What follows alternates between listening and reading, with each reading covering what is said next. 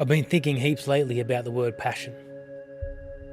It's probably one of the most used words in our Christian vocabulary, and probably one of the most misused words too. What I didn't realise was that the word passion, it actually finds its origin in the Latin word for suffering, which I guess means that passion is not so much about something you love, but maybe more accurately, your willingness to suffer for something you love. But what does that mean for you and I? Or what does it look like to be genuinely passionate for God?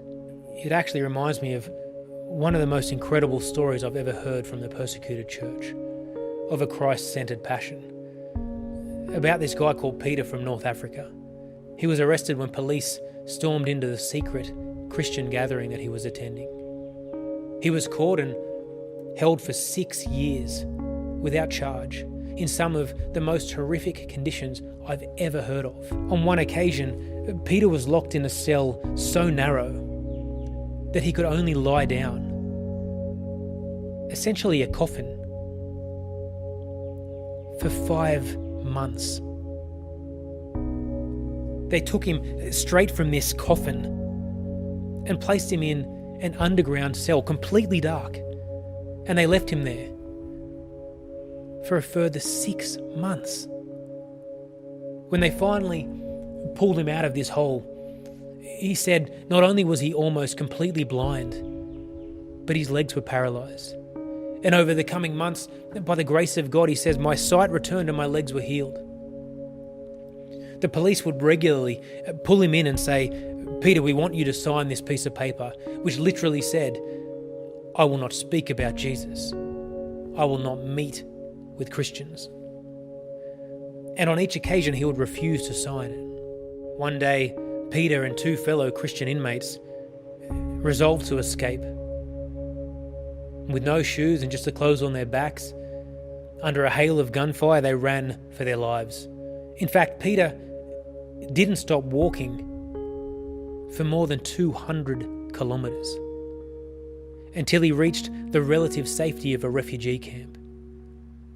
And as he spoke about the last 6 years of his life, he said he realised that not only had he lost his freedom, but he lost time.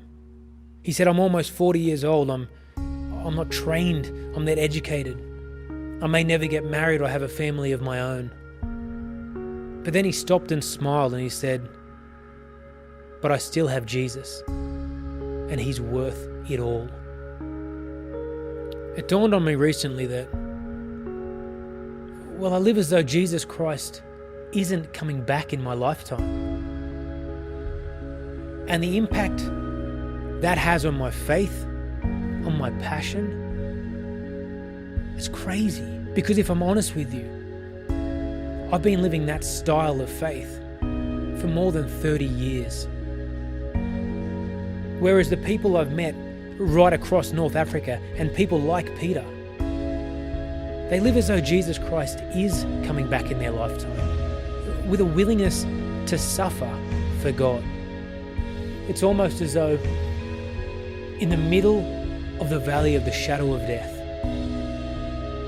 they find the river of life, the one true God, Jesus, who before you were passionate for him, suffered because of his passion for you.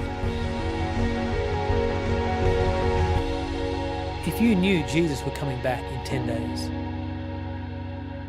what would change in your life? Because whether he is or isn't coming back in our lifetime, it shouldn't change a thing.